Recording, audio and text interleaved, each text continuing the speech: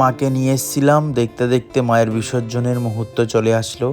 ঠাকুরমশাই তো পুজো করে চলে গেছে। বিকেল বিকেল মাকে ভ্যানে তুলে বাবার কাছে পৌঁছে দিয়ে আসার জন্য আমরা রওনা দিলাম।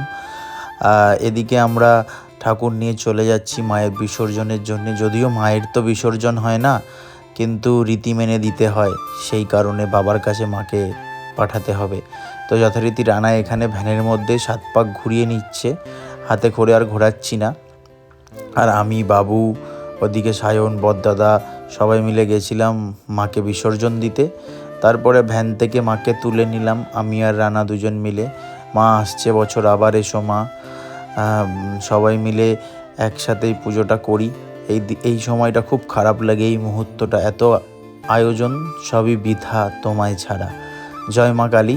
তো যথারীতি নৈহাটিতে ভাসান কিন্তু খুব বড় করে হয়, তাই আমাদের মাকে বিসর্জন দিয়ে রেডি হয়ে চলে আসলাম সন্ধেবেলা আমাদের নৈহাটি পাওয়ার হাউস মোড় অথবা 7 নম্বরের মোড়ে। কারণ ওখানেই দাঁড়ায়, ওখান থেকে সব ভাসান যায়। দেখতেই পাচ্ছ কত লোকজন এসেছে এখানে একমাত্র ভাসান দেখতে।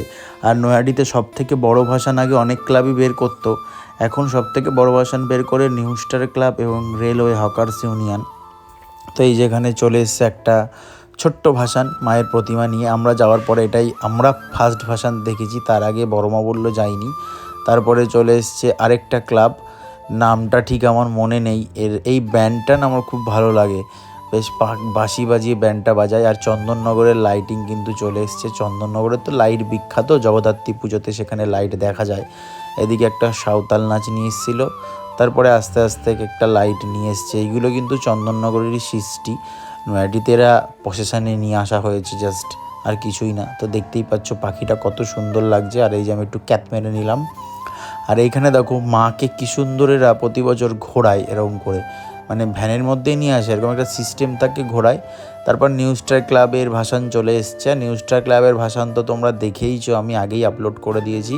তারপরে এই যে এটা hawkers union, Naihati railway hawkers union, ওরা একটা মা কালীর নাচ নিয়ে এসেছিলো আগুন নিয়ে। এদিকে মা কালী, শিব পার্বতী সবাই মিলে নাচ করেছে, একটা ডান্সের ব্যাপার ছিল। এদেরও আমি ভিডিও পোস্ট করে দিয়েছি, তোমরা আশা করি আমার ফেসবুকে ইউটিউবে দেখতে পেরেছো। এদিকে ছৌ নাচ ছিল, তারপরে ছিল লাইটিং, হর হর মহাদেব ছিল। চন্দননগরে যেরকম লাইটের আলোকসজ্জা সেইগুলো ছিল, কিছু কিছু নতুনত্ব জিনিস ছিল।